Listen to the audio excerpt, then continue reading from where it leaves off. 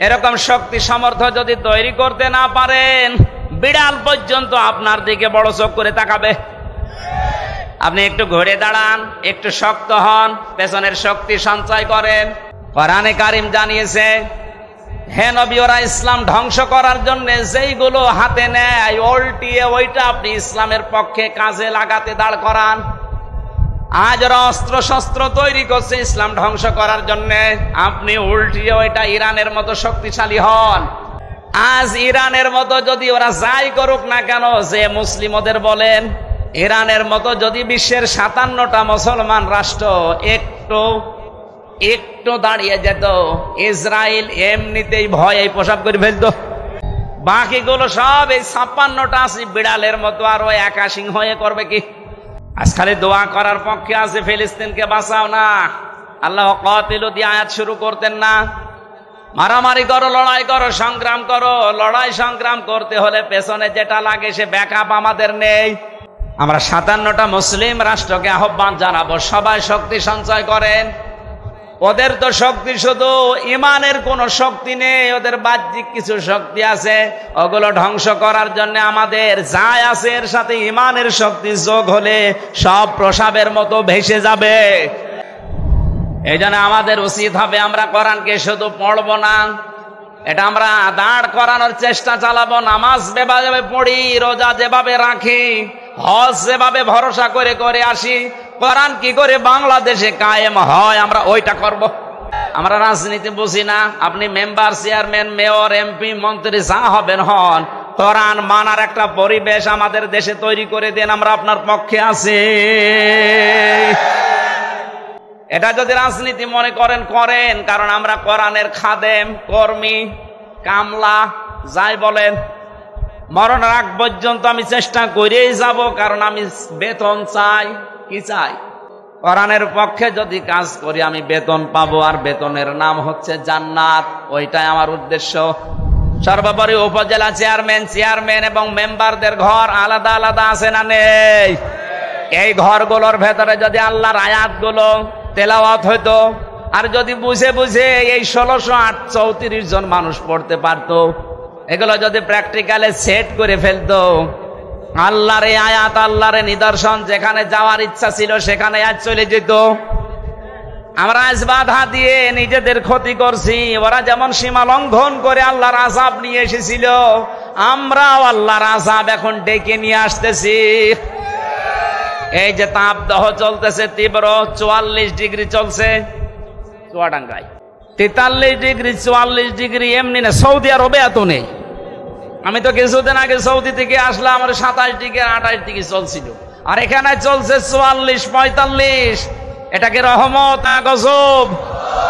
যাহারাল ফাসাদু feel বাররি ওয়াল বাহরি বিমা কাসাবাত আইদিন নাস লিইউযিকাহুম বা'দাল্লাযী আমিলু লাআল্লাহুম ইয়ারজিউন। সূরা রুমের 41 নম্বর আয়াত।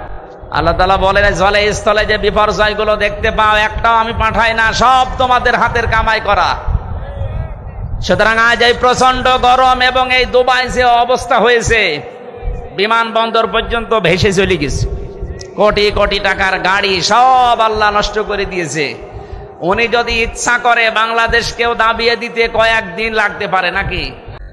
এর ভেতরেই তো আছে যত মানুষের নাম আপনারা দিয়েছেন, এমনি সময় পাচ্ছে 1 ঘন্টা 20 মিনিট। এর ভেতরে যদি একটা একটা নাম ধরে দোয়া করি আরো 20 মিনিট সময় নষ্ট হবে। আমরা একবারে এই সম্মানিত অতিথিদের জন্য দোয়া করলাম, আল্লাহ যেন তাদেরকে হায়াতে তাজ্জেবা সিহাতে কুল্লিয়া জান্নাতি মানুষ হওয়ার কাজ করার তৌফিক দেন, আমিন। এতক্ষণ যারা কোরআনে কারিম থেকে আলোচনা রাখলেন, ইসলামিক চিন্তাবিদ, মুফাসসিরে কোরআন, সাতক্ষীরা কলারোয়া কামিল মাদ্রাসা সম্মানিত উপাধ্যক্ষ জনাব মাওলানা আহমেদ আলী, দল মত নির্বিশেষে এই প্রচন্ড গরমে কোরআন শোনার জন্য যে আগ্রহ আকাঙ্ক্ষা আল্লাহ আমাদেরকে দেখানোর তৌফিক দিলেন, এই আকাঙ্ক্ষা যেন কোরআনের জন্য কবুল করেন। আমার তো এই দৃশ্য দেখে গরমে মনে হচ্ছে মুহাম্মদুর রাসূলুল্লাহ যদি এখন জীবিত থাকতেন, এই সমস্ত যুবকগুলো জীবন দিয়ে হলেও হযরতে তালহার মতো পাহারা দিত। আল্লাহ যেন কিয়ামতে হযরতে তালহার সাথে আপনাদেরকে হাজির করে দেন ময়দানে মাহশারে, বলেন আমিন। কোরআনের জন্য যে আল্লাহ আমাদেরকে নিয়ে আসলেন, বলছি আলহামদুলিল্লাহ। দরুদ আর সালাম পড়ছি আমাদের নবী মুহাম্মদুর রাসূলুল্লাহ সাল্লাল্লাহু আলাইহি ওয়াসাল্লামের প্রতি। গতকাল দিনের বেলা বানোয়াইল যে মাদ্রাসায় আসর থেকে মাগরিব পর্যন্ত কথা বলেছিলাম, ওখানে জাহান্নামে যাওয়ার যে বর্ণনাগুলো ছিল আমরা একটা একটা করে বলছিলাম। কালকে ভবানীগঞ্জ না কি ছিল জানো, মাঝগ্রাম, ওখানে বলেছিলাম 27 প্রকার মানুষকে আল্লাহ পৃথিবীতে সবচাইতে বেশি ঘৃণা করেন।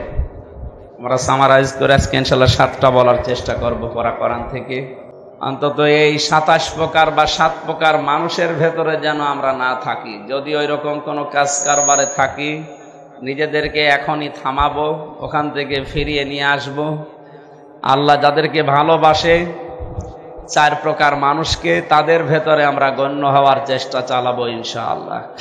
কোরআনে কারিমের সবচাইতে বড় সূরা সূরা বাকারা। কোন সূরা? এই সূরার 286টা আয়াত আছে, 40টা রুকু আছে, মাত্র একটা আয়াত পড়েছি, আয়াতের নাম্বার 190। এই আয়াত থেকে শুরু করব। আমরা 27 প্রকার পর্যন্ত যদি যেতে পারি ভালো, না পারলে যতক্ষণ যাওয়া যায় আযান পর্যন্ত মাগরিবের। আল্লাহ আমাদেরকে যেন তৌফিক ভিক্ষা দেন, বলেন আমিন। কোরআন সূরা থেকে আলোচনা করতে হলে, যেহেতু এখানে উপাধ্যক্ষ আছে, অন্যান্য আলেম ওলামা আছে, তাফসীর করার জন্য যে সমস্ত নিয়ম নীতিগুলো আছে, উসুলে তাফসীরের মূল নীতি 13টা।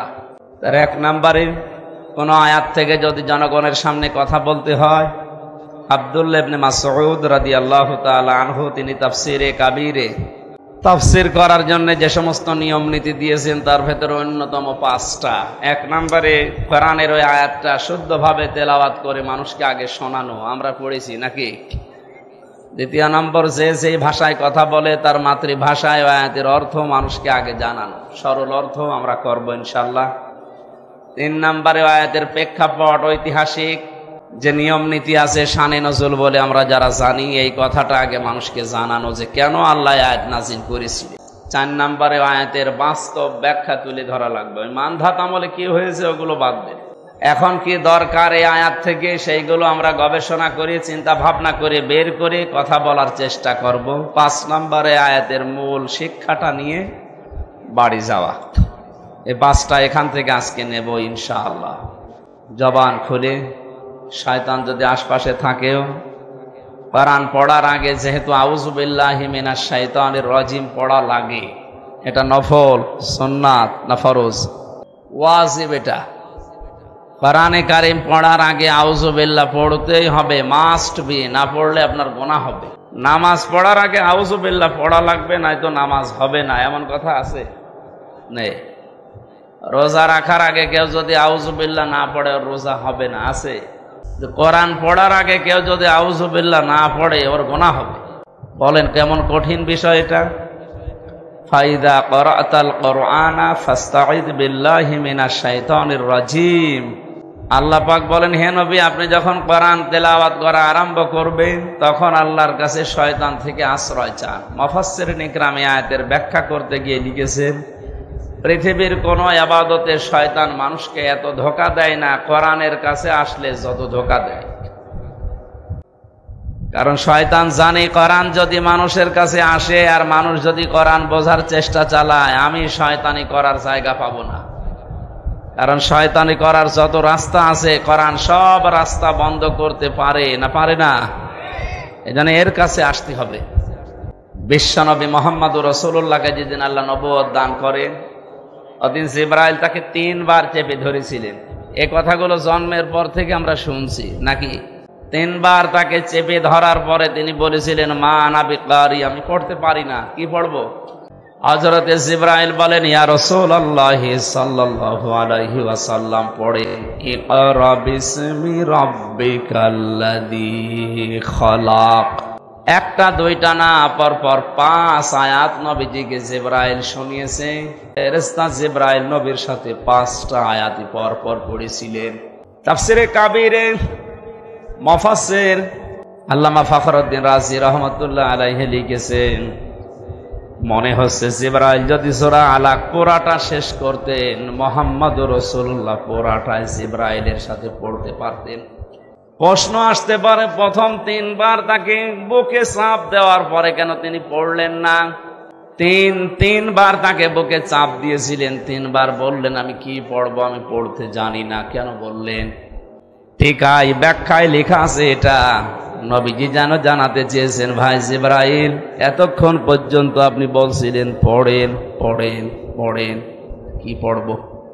আপনি যখন বললেন বিসমি রব্বিকা, ওই রবের নামে পড়েন, আল্লাযী খালাক, যিনি আপনাকে বানিয়েছে। তখন আমি পড়া আরম্ভ করেছি, কারণ রব ছাড়া অন্য কারো নামে আমি পড়তে পারি না। রব ছাড়া কোনো নামে আমি পড়তেই পারি না, এটা আমার বিবেকে মেনে নেয় না। এটা দিয়ে বিশ্বনবী নবুয়ত পাওয়ার প্রথম দিন তার উম্মতদেরকে শিক্ষা দিতে চেয়েছিলেন, আমার উম্মতেরা কিয়ামত পর্যন্ত যারা তোরা দুনিয়া একটা একটা করে যাবে, রব নাম ছাড়া অন্য কোনো নামে তোমরা পড়বা না। কারণ রবের নাম বাদ দিয়ে অন্য কোনো নামে যদি কেউ লেখাপড়া আরম্ভ করে, এটা শিক্ষায় শিক্ষিত হয় মনে হচ্ছে, কিন্তু দেখতে মনে হবে কাজ কারবারে লোকটা জানোয়ার হয়ে গেছে। কথার অর্থ বোঝার চেষ্টা করেন। আমি এই চোখে দেখেছি, বিশ্ববিদ্যালয়ে ক্লাস চলছে, ছাত্র শিক্ষককে জুতা দিয়ে পিটাচ্ছে আর বলছে শালা তোরে মেরেই ফেলবো। শিক্ষক শেষ পর্যন্ত হাত জোড় করে বলছে, বাবা আমারে ছেড়ে দিয়ে আর ক্লাস নেব না, না তোরে মেরে ফেলবো। তার আমি সিটের কথা বলেছিলাম, অমুকের সিট দিলি না তোরে মেরেই ফেলবো। এটা ছাত্র, এটা কি? এটা ক্লাস চলছে একটা। আপনারা কি কবরস্থানে আছে? মানে জীবিত মানুষের মতো জবাব দেবেন যে বললাম এটা কি? ছাত্র। বলেন। আমি চোখে এইটাও দেখেছি, শিক্ষক অজু করছে, ছাত্র পানি পায়ে ঢেলে দিচ্ছে, অথচ ছাত্রর বয়স আগেরটার বয়স 24 বছর আর পরেরটার বয়স 7 বছর। ছাত্র তো দুইটাই, ওইটাও ছাত্র এইটাও ছাত্র। এটা কোরআনের স্পর্শ পাওয়ার কারণে এখনো কোরআন পড়তেই পারে না, এই কেবল বিসমিল্লাহির রহমানির রহিম বলে কোরআন আরম্ভ করেছে। এ কারণে কোরআনে কারিম তাকে মানুষের মতো মানুষ বানিয়ে দিচ্ছে। আর ওইটার কাছে কোরআন নেই, মাস্টার্স হয়ে যাচ্ছে, ওটা জানোয়ার হয়ে গেছে। কথা যদি না বোঝার ভান করে থাকেন, আমি কিন্তু এখনই বন্ধ করে দেব। বুঝতেছেন? কোরআন মানুষকে কোন জায়গায় পৌঁছিয়ে দেয়, আর কোরআন না থাকলে মানুষ কোথায় পৌঁছায়? বিশ্ব নবীকে এই জন্যে আল্লাহ পাক জানিয়েছেন, হে নবী আপনি পড়েন, কিন্তু আপনার রবের নামে পড়েন। নবীজিও উম্মতদেরকে এইটাই শিক্ষা দিয়েছিলেন যে পড়তে চাও, হে জিবরাইল আমি প্রথমেই যদি জানতাম যে রবের নামে পড়া লাগবে, তোমারে 3 বার বলা লাগতো না, আমি প্রথমে আরম্ভ করে দিতাম। আমি প্রথমেই খালি বলেছ ইকরা ইকরা ইকরা, পড়ো। তো কি পড়বো? তুমি তো নাম বলবা যে রবের নামে পড়ো। এদেশের যারা শিক্ষা ব্যবস্থায় আছেন, এই তাফসীর মাহফিল থেকে 18 কোটি মুসলমানের পক্ষ নিয়ে আমি আমির হামজা বলছি, যারা দায়িত্বে আছেন আল্লাহর নামে পড়ার ব্যবস্থা আরম্ভ করেন, তাহলে মানুষ হব আমরা। আল্লাহর নাম বাদ দিয়ে ওই বানরের নাম নিয়ে, সিম্পাতির নাম নিয়ে, সিম্পাজির নাম নিয়ে যদি পড়া আরম্ভ হয়, শিক্ষিত হবে কিন্তু মানুষ হবে না, জানোয়ার হয়ে যাবে। বলেন তো, যে ছেলেটা মাস্টার্স পাস করার পর কয়েকদিন বিসিএস পরীক্ষা দিয়ে টিকবে, এরপরে দুনিয়ার কোন চেয়ারে বসবে, এই লোকটা যে লোকটা ক্লাসে স্যান্ডেল দিয়ে শিক্ষক পিটাতে পারে, একটা সিট দেয়নি এই কারণে, সে লোকটা যদি কোনো চেয়ার পায়, ও কি করবে? চেয়ারের অবস্থা বলেন। নবীজি জানিয়েছেন, মান ক্বারাআল কুরআনা, যে ব্যক্তি কোরআন পড়বে, ফাস্তাযহারাহু, এবং কোরআনকে এজহার করবে। এজহার মানে, এজহার শব্দের শাব্দিক অর্থ হচ্ছে প্রকাশ করা, স্পষ্ট করা, দাঁড় করানো। 99টা অর্থ আছে এজহারের।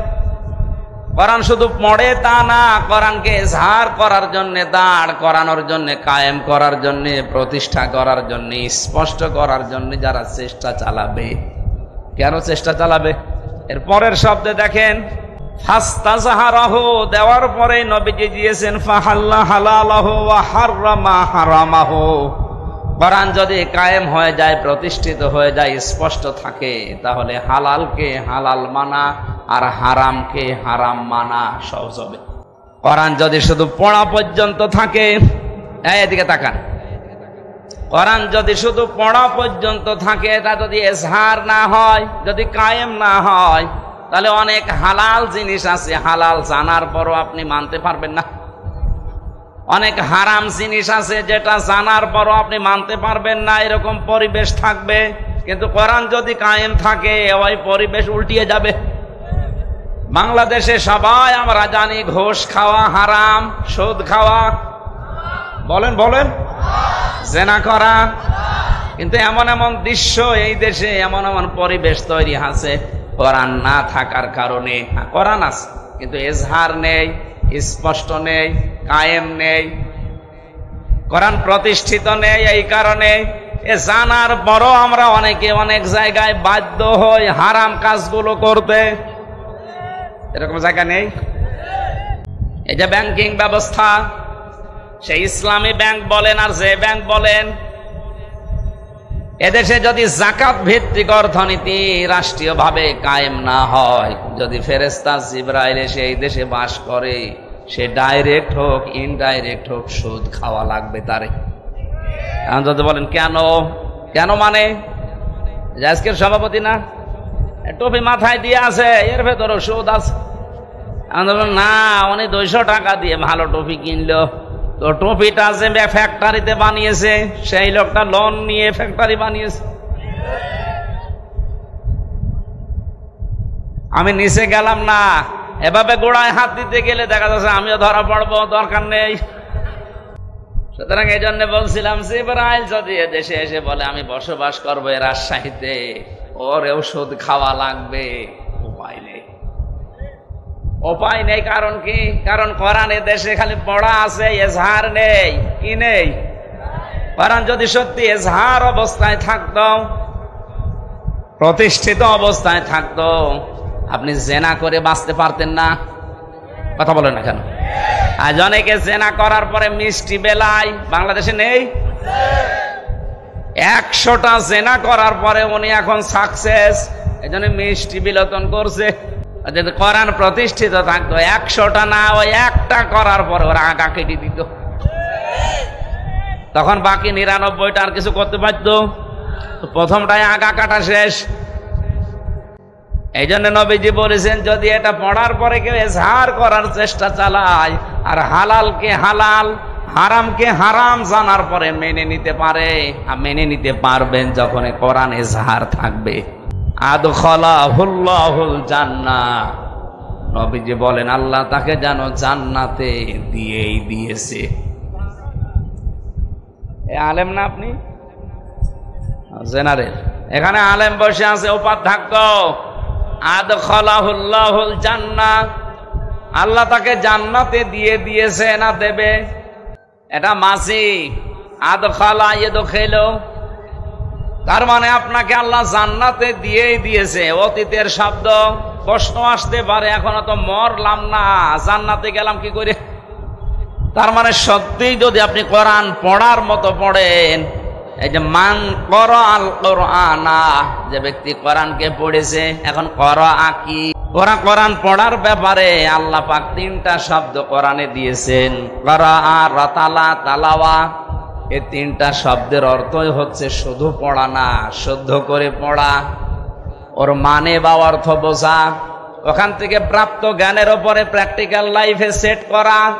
4 নম্বরে ওই জ্ঞানটা মানুষের কাছে পৌঁছিয়ে ওটা মানার ব্যবস্থা করে দেওয়া। তাহলে ব্যক্তি কোরআন পড়ে, তার ভেতরে কয়টা জিনিস পেলাম? বলেন বলেন, আরো জোরে বলেন। 1 নম্বরে কোরআন পড়তে হবে কি করে? শুদ্ধ। আরো জোরে বলেন, বলেন। শুধু শুদ্ধ করে পড়লেই হচ্ছে না, ওটার মানে অর্থ বুঝতে হবে। বাংলাদেশের 100 জনের 95 জন মানুষ কোরআন শরীফ পড়তে পারে না শুদ্ধ করে। আর অর্থ বোঝা এটা তো বাদই দিলাম। এখানে শুধু উপাধ্যক্ষ সাহেব আর মাওলানা আব্দুল কায়েম বাদ দিয়ে একটা মানুষকে দেখান তো যে পড়া কোরআনের অর্থ একটা একটা করে বলতে পারবে। অথচ অনেক কামেল পাশ মাওলানা আমরা বসে আছি। গিরিশচন্দ্র সেনের নাম শুনেছি আমরা, নরসিংদী বাড়ি, বেটা হিন্দু মানুষ। পড়া কোরআন শরীফ পড়া না, পড়া কোরআনের অর্থ ব্যাখ্যা এমনকি তাফসির লিখেছে এই লোকটা। আমি বিশ্ববিদ্যালয়ে থাকাকালীন ওর লিখিত একটা তাফসির পেয়েছিলাম, লেখক হচ্ছে গিরিশচন্দ্র সেন। ভাই বলেন, একটা হিন্দু মানুষ, আমরা যেখানে কোরআনের 5টা অর্থও করতে পারি না, আর ওর প্রতিটি শব্দের এক একটা শব্দের কমপক্ষে 33টার ওপরে অর্থ মুখস্থ ছিল, নয়তো তাফসির লিখতে পারতো না। কোরআনে এমন এমন শব্দ আছে যে শব্দ একটা অর্থ না একাধিক অর্থ আছে, যেখানে যে অর্থ সেট হয় ওখানে ওই অর্থ আপনাকে বলা লাগবে। এখানে কোরআনে কারিম নবীজি শব্দ দিয়ে যে বললেন মান কারাল কোরআনা, যে ব্যক্তি কোরআন পড়ে, পড়ার ভেতরে অর্থ কয়টা পেলাম? শুদ্ধ করে পড়া, বুঝতে পারা, ওর উপরে নিজে কাজ করা, ওইটা মানুষকে পৌঁছিয়ে মানানোর ব্যবস্থা করে দেওয়া। এইভাবে যদি আজ বাংলাদেশের 96% মুসলমানেরা সত্যিই কোরআন পড়তো, আর এটা এজহার করার জন্য যদি 96% মানুষই চেষ্টা চালাতো, তাহলে হালালকে হালাল জানা আর হারামকে হারাম জানার পরে মেনে নেওয়া সহজ হইতো না কঠিন হইতো? পানির মতো হয়ে যেত। আজ আমরা এগুলো করি না, অনেকে শুধু পড়ার লাইনে আছি, এটা বোঝার মতো মন মানসিকতা নেই, মানবে সে চেষ্টায় তো নেই। এটা যে মানুষকে মানাতে হবে এই চেষ্টাও আমাদের নেই। এই জন্য কোরআন পড়ছে ঠিক, কিন্তু হালালকে হালাল জানার পরে আমরা মেনে নেওয়ার মতো অভ্যাস পাচ্ছি না, সেই পরিবেশ নেই। মানতে গেলে আপনি বিপদে পড়বেন।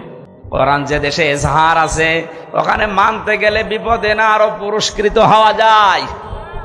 হযরত ওমর কোরআনে কারীম যেহেতু প্রতিষ্ঠিত করেছিলেন, এজন্য তার দেশে মানুষ যদি কোরআন মানত সে বিপদে পড়তো না, আরো পুরস্কার পেত। সুবহানাল্লাহ বলতে পারেন না? তিনি বক্তব্য দিচ্ছিলেন, হঠাৎ করে মানুষের হক কি এই বিষয়ে কথা বলতে বলতে আলোচনা তিনি বন্ধ করতে বললেন। এক মুসল্লি এরকম একজন লোক ডাক দিয়ে বলে, খলিফা আপনার বয়ান বন্ধ করেন, আপনার এই ওয়াজ বন্ধ হওয়া লাগবে। বলে কেন?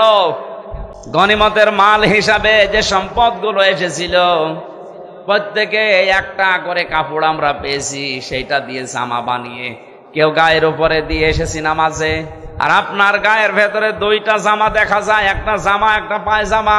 কোথায় পেলেন আপনি? আপনি ক্ষমতায় আছেন এই জন্য বেশি করে নেবেন। হযরত ওমর বললেন, এই জবাব যদি আমি না দিয়ে ওই যে আমার ছেলে আব্দুল্লাহ আছে ও জবাব দেয়, মেনে নিতে পারবা? বলে দিতে বলেন। হযরত আব্দুল্লাহ প্রথম কাতারেই বসেছিলেন, ডাক দিয়ে বললেন, আল্লাহর নবীর সাহাবীরা, আপনারা যেমন একটা একটা করে পেয়েছেন, আমার বাবাও একটা পেয়েছে, আমিও একটা পেয়েছিলাম। আমার বাবার কাছে রাষ্ট্রীয় মেহমান বাইরের থেকে যখন আসে, ওনার একটাই মাত্র কাপড়, জমার দিন যদি ওটা পরিষ্কার করার জন্য ধোয়ার পরে শুকাতে দেয়, আর কোনো কাপড় নেই যেটা পরে রাষ্ট্রীয় মেহমানদের কাছে আসা যায়। আর নবীজি ঈদের দিন, জমার দিন আর রাষ্ট্রীয় মেহমানরা আসলে তখন তিনি জুব্বা গায়ে দিতেন। যেমন তেমন জুব্বা না, ওই দেশে হয়তো এই যে ক্যালেন্ডার বা ইস্ত্রি করার কি বলে এটার নাম, আয়রন মেশিন হয়তো ছিল না, কিন্তু জামাটা পরিষ্কার করার পরে ভাঁজ করে বালিশের নিচে দিয়ে মাথা দিতেন, ওইটা শার্ট হয়ে যেত।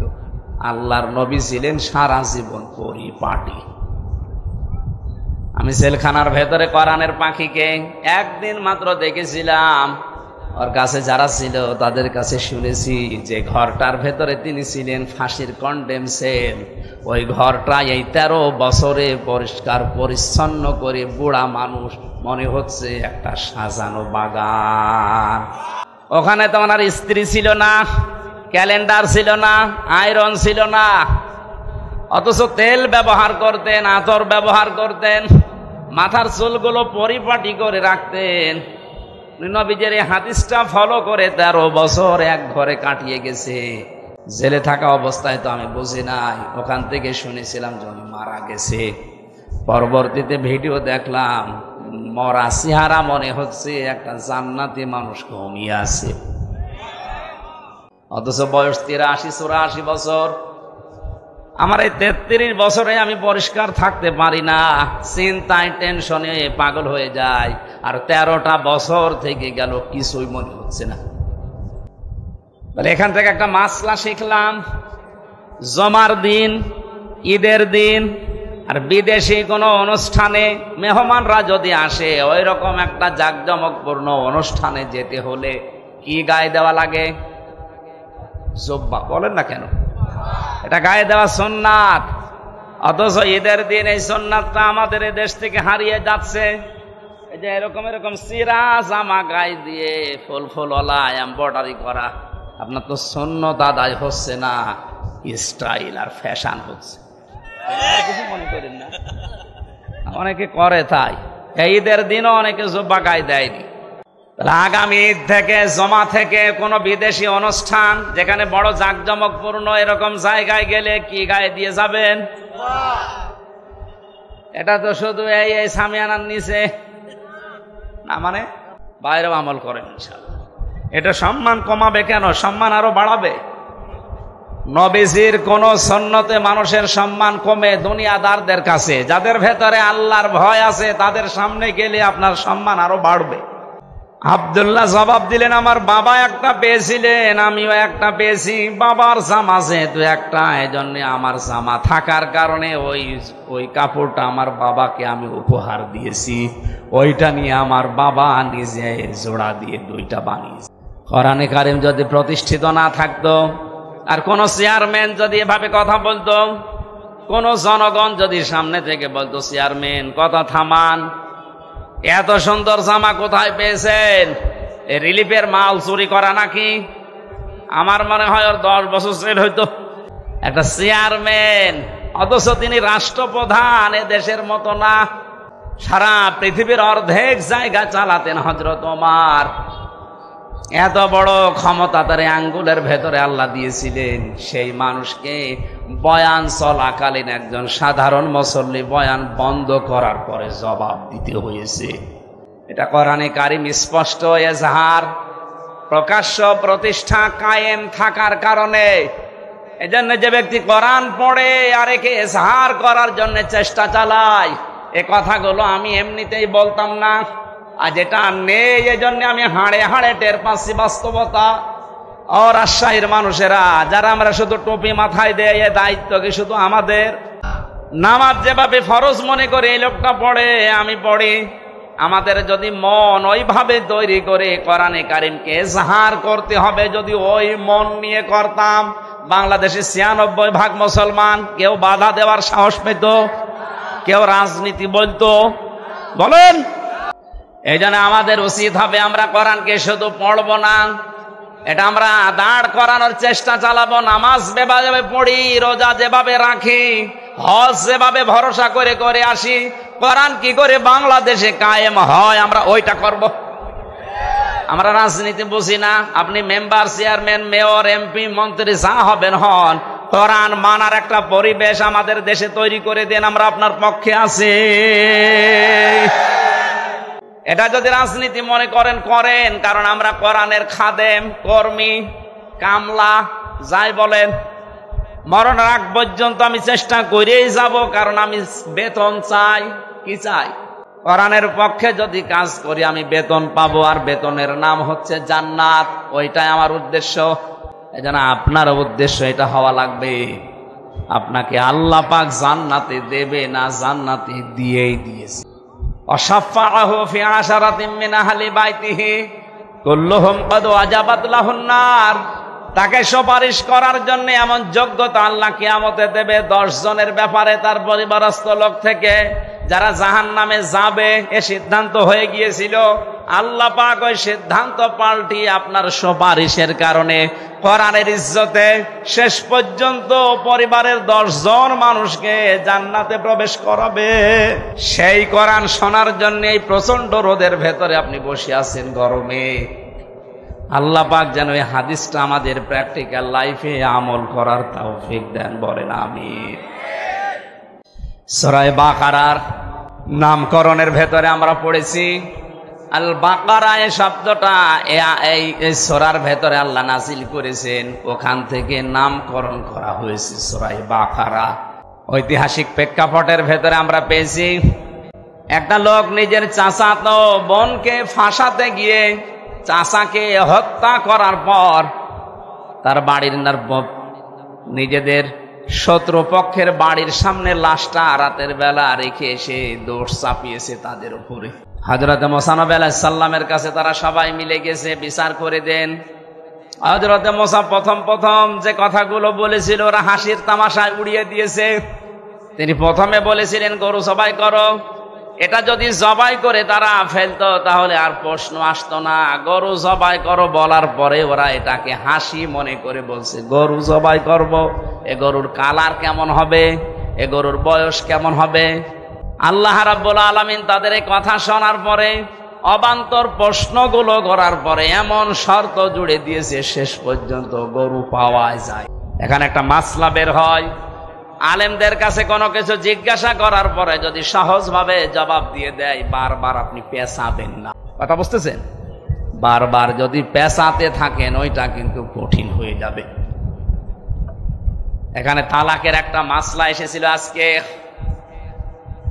যেহেতু 2টা মত আছে, 4 ইমাম এক মত দিয়েছে, অন্যান্য ইমামরা আর একটা মতে আছে। হ্যাঁ, ওই মত আমরা মানি না কিন্তু শ্রদ্ধা করি। আহলে সুন্নাত আল জামাত আমরা যারা মেনে চলি, অনুসারী যারা, তারা জানি বা বুঝি বা এই ফতোয়াই দেয় যে এক জায়গায় 3 তালাক দিলে তালাক হয়ে যাবে, সে রাগের মাথায় দেন আর এমনিতে দেন। অন্যান্য ইমাম যারা ফেকার আছে তারা বলেছে না, বিশেষ করে আহলে হাদিস দাবি করে যারা, সালাফদেরকে মেনে চলে কথা যারা বলে, ওনারা সে মত মানে। ওনারা বলতে চায় এক জায়গায় 100 বার দিলে, এমনকি 29 দিন 30 দিন যদি একাধারে কেউ তালাক তালাক তালাক বলতেই থাকে, ওরা 30 দিন মিলে হবে একটা। এটা একটা মত আছে, আপনি মানলে ওটা মানে অসুবিধা। আহলে সুন্নাত ওয়াল জামাতের মত 4 ইমামের, যে এক জায়গায় যদি রাগের মাথায় আর আনন্দে যেভাবেই হোক 3 বার কেউ বলে ওর বউ তালাক হয়ে যাবে। আমার মাসলা বলার উদ্দেশ্য না এখানে, উদ্দেশ্য আছে কোনো বিষয় জানার পরে আপনার যেটা সহজ হয় এটা আপনি মেনে নিয়ে জীবন চালান, অসুবিধা নেই, কিন্তু বারবার আপনি পেঁচাবেন না কোনো জিনিস। মুসা নবীর জামানায় এই লোকগুলো বারবার পেঁচিয়েছে। প্রথমে যদি গরুটা জবাই করতো তাহলে মিটে যেত ছাতা।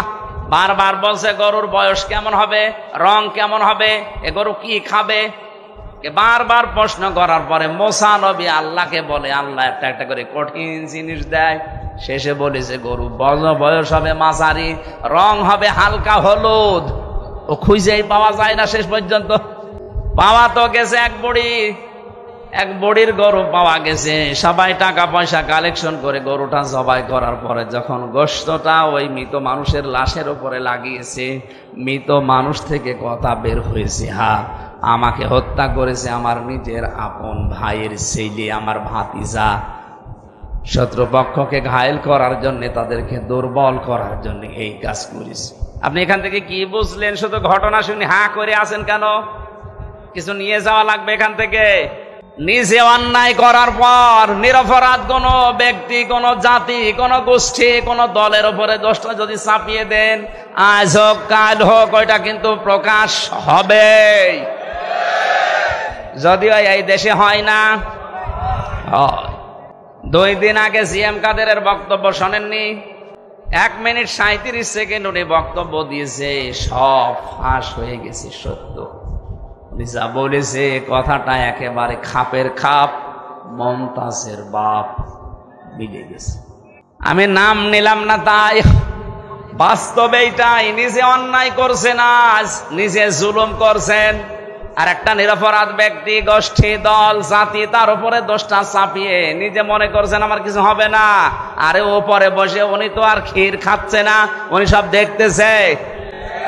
ওয়ালা তাহসাবান্নাল্লাহা গাফিলান আম্মা ইয়ামালুজ যালিমুন ইন্নামা ইউআখিরুহুম লিয়াউমিন তাশখাসু ফীহিল আবসার। সূরা ইব্রাহিম 13 নম্বর পারা 19 নম্বর পৃষ্ঠা 12 নম্বর লাইনের 42 নম্বর আয়াতে আছে। এটা ফি জিলালিল কোরআন তাফসিরে পাবেন। আল্লাহ পাক বলেন, হে নবী, আপনি কি মনে করেন যে জালেমদের সম্পর্কে আমি গাফেল, কিছুই মনে রাখি না, কিছু খোঁজ রাখি না? কে বলিস? সবচাইতে বেশি নজর আমার জালেমদের দিকে। যেদিন চক্ষু উল্টিয়ে যাবে, ইন্নামা ইউআখিরুহুম লিয়াউমিন তাশখাস ফীহিল আবসার। মানুষের যেদিন দিক দাঁড়া হারিয়ে যাবে, চোখ উল্টানোর মতো হবে, এই দিন পর্যন্ত ওদেরকে আমি একটু ছাড় দিয়েছি। সুতরাং জালেম যারা আছেন, নিজের নফসের উপরে, পরিবারের উপরে, সমাজের উপরে, জনগণের উপরে জুলুম করছেন, থামেন আপনি। আপনাকে আল্লাহ ছাড় দিয়েছে, ছেড়ে দেবে না। কোরআনে কারিমের সবচাইতে ভয়ঙ্কর আয়াত আমার কাছে সূরা শুরা 25 নম্বর পারা 6 নম্বর পৃষ্ঠা 12 নম্বর লাইনের 42 নম্বর আয়াতটা মনে হয় আমার কাছে।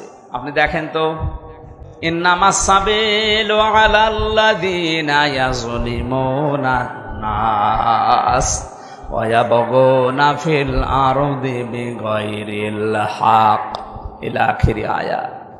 আল্লাহ পাক বলেন, অবশ্যই আমি আল্লাহ মামলা দেব। অবশ্যই আমি আল্লাহ মামলা দেব, আমি কেস করব, আমি বাদী। কে বলেন তো? আল্লাহ নিজে মামলা দেবেন। বিচার করবেন কে? মামলা দেবেন কে? বিষয়টা কেমন মনে হচ্ছে?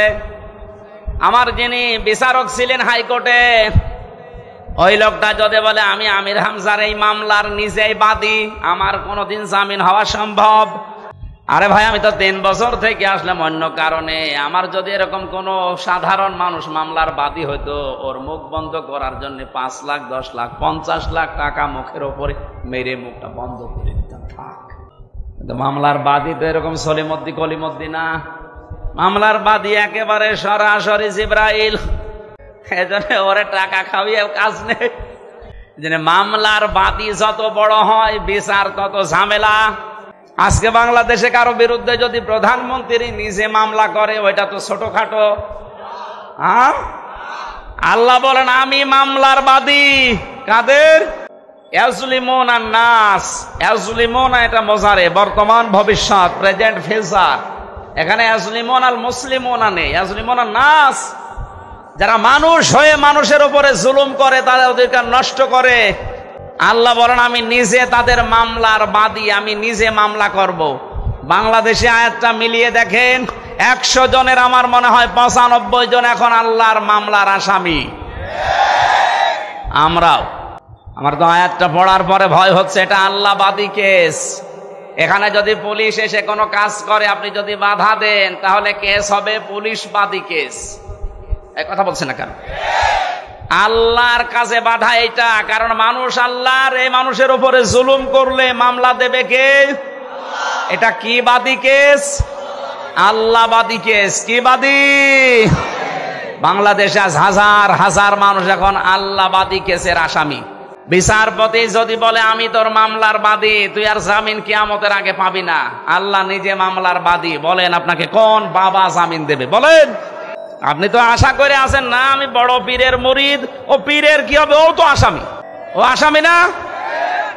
আর আমার কোরআন পড়ার পরে যতটুকু ধারণা, বিশ্বাস জন্মিয়েছে, কিয়ামতের দিন সূরা আবাসার তাফসিরে আছে, প্রথমে মানুষের কাছ থেকে তার ভাই পালিয়ে যাবে, তার মা পালাবে, তার বাবা পালাবে, তার বউ পালাবে, তার সন্তানাদি পালাবে, তার আশপাশের লোক যারা ছিল তাকে সাহায্য করত, আশ্রয় দিত, তার ফাসিলাতি হিল্লাতি তো এরা পালিয়ে যাবে।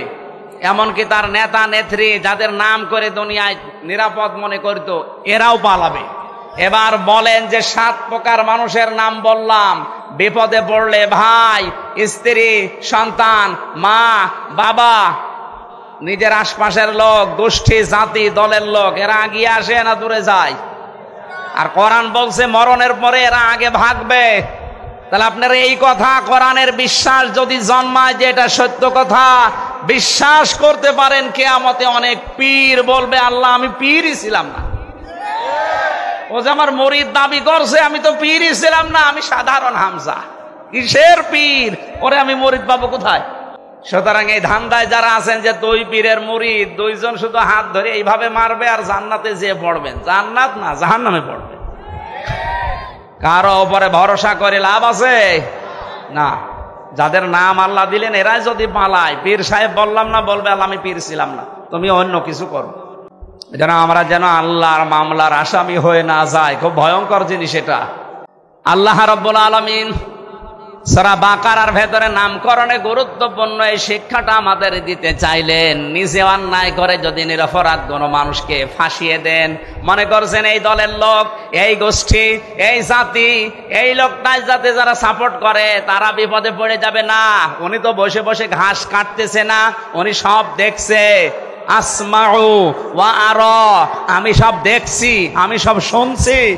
মুসা নবীকে যেই দিন ফেরাউনের সামনে হযরতে মুসাকে আল্লাহ লাগিয়ে দেন, যেন লাগেন, ওরা যখন বড় বড় যেসব সাপ বানিয়ে, বিচ্ছু বানিয়ে ফেলছিল, মুসা নবী মানুষ হিসাবে ভয় পেয়ে গিয়েছিলেন। আল্লাহ বললেন না, ভয় পেও না, চিন্তা করো না, আমি দেখছি এবং আমি শুনছি।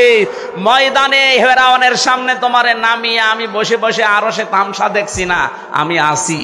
সে আল্লাহ এখন কি দুর্বল? উনি দেখতে পাচ্ছে না? আমার বিশ্বাস 100 ভাগ উনি দেখছে এবং শুনছে। জালেমদেরকে শুধু ছাড় দিয়েছে, কিন্তু ছেড়ে দেবে না। ইন্না বাদশা রব্বিকা লাশাদীদ, আমার ধরা বড় শক্ত ধরা। এমনিতেই কিছু বলি না, কিন্তু যদি ধরি ওরে আর ছাড়ি না। আল্লাহর ধরার আগে আপনি যেন নিজে সংশোধন হয়ে যান। এই জন্য আজকের মাহফিল। আজকে সূরা বাকারার নামকরণে কি পেলাম?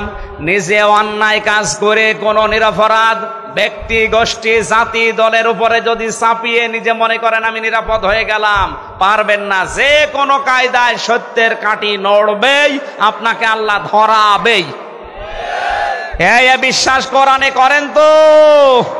আল্লাহ তাআলা সূরা বাকারা থেকে এই শিক্ষাটা নিয়ে আমাদের প্র্যাকটিক্যালি আমল করার তৌফিক দিন, আমিন।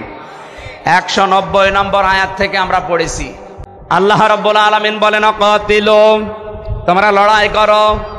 শব্দটা শুনলে যেন মনে হচ্ছে আল্লাহ মনে হয় মারামারির পক্ষে। কে আপনি জিজ্ঞেস করেন তো, যারা বাংলা পড়তে পারে বলেন কাতিলু, তোমরা সবাই মিলে লড়াই করো। কাতালা ইকাতিলু মুকাতালাতান, এটা ভাবে মুফাআলা, এর বাংলা অর্থ হচ্ছে পরস্পর লড়াই করা, পরস্পর মুখোমুখি লড়াই করা, মারামারি করা। তাহলে আল্লাহ মারামারির পক্ষে। ফালাম তাকতুলুহুম ওয়ালাকিন্নাল্লাহা কাতালাহুম, সূরা আনফালের ভেতরে আল্লাহ জানিয়েছেন, এরা 17 নম্বর আয়াত। হে নবী, আপনি তো ওই কাফেরদেরকে হত্যা করেননি, বরং আমি আল্লাহ নিজে তাদেরকে হত্যা করেছি। অমা রমাইতা ইযি রমাইতা ওয়ালাকিন্নাল্লাহা রমা। ওই যে বালি নিক্ষেপ করেছিলেন, ওটা আপনি নিক্ষেপ করেননি, ওটা শুধু সামনে আপনি ফিকে মেরেছিলেন। বাকি প্রত্যেকের চোখের উপরে পৌঁছিয়ে দেওয়ার দায়িত্ব পালন করেছে আমি, আল্লাহর কুদরত। এ সমস্ত আয়াতগুলো দ্বারা বোঝা যায় আল্লাহ মারামারির পক্ষে। কেন এই শব্দটা দিয়ে আল্লাহ আয়াত শুরু করলেন? বিশ্বে যদি আপনি শক্ত হতে দাঁড়াতে না পারেন, এরকম শক্তি সামর্থ্য যদি তৈরি করতে না পারেন, বিড়াল পর্যন্ত আপনার দিকে বড় চোখ করে তাকাবে। আপনি একটু ঘুরে দাঁড়ান, একটু শক্ত হন, পেছনের শক্তি সঞ্চয় করেন।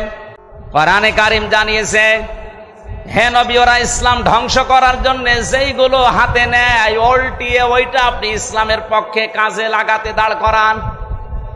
আজ ওরা অস্ত্র শস্ত্র তৈরি করছে ইসলাম ধ্বংস করার জন্য, আপনি উল্টিয়ে ওইটা ইরানের মতো শক্তিশালী হন। আজ ইরানের মতো যদি ওরা যাই করুক না কেন, যে মুসলিম ওদের বলেন, ইরানের মতো যদি বিশ্বের 57টা মুসলমান রাষ্ট্র একটু দাঁড়িয়ে যেত, ইসরায়েল এমনিতেই ভয়ে প্রসাব করে ফেলতো। বাকিগুলো সব এই 56টা আছে বিড়ালের মতো, আর ওই একা সিংহ হয়ে করবে কি? আজ খালি দোয়া করার পক্ষে আছে ফিলিস্তিনকে বাঁচাও না, আল্লাহ কাতিলু দিয়ে আয়াত শুরু করতেন না? মারামারি করো, লড়াই করো, সংগ্রাম করো। লড়াই সংগ্রাম করতে হলে পেছনে যেটা লাগে সে ব্যাকআপ আমাদের নেই। আমরা 57টা মুসলিম রাষ্ট্রকে আহ্বান জানাবো, সবাই শক্তি সঞ্চয় করেন। ওদের তো শক্তি শুধু ইমানের কোন শক্তি নেই, ওদের বাহ্যিক কিছু শক্তি আছে, ওগুলো ধ্বংস করার জন্য আমাদের যাই আছে এর সাথে ইমানের শক্তি যোগ হলে সব প্রসাবের মতো ভেসে যাবে। হ্যাঁ, ওদের লড়াই আর আমাদের লড়াইয়ের ভেতরে পার্থক্য আছে। আমাদের লড়াইটা ইবাদত আর ওদের লড়াইটা, কোরআনে কারীম জানিয়েছে আল্লাযীনা আমানু ইউকাতিলুনা ফি সাবিলিল্লাহ, যারা ঈমানদার তারা লড়াই করবে কিন্তু রাস্তা হবে। আল্লাযীনা কাফারু ইউকাতিলুনা ফি সাবিলিত তাগুত, যারা কাফের তারাও লড়াই করবে, সংগ্রাম করবে, মিছিল করবে, মিটিং করবে, তাদেরও কাজ কারবার হবে। কি হবে? তাদের কাজটা হবে তাগুতের রাস্তায়, শয়তানের রাস্তায়।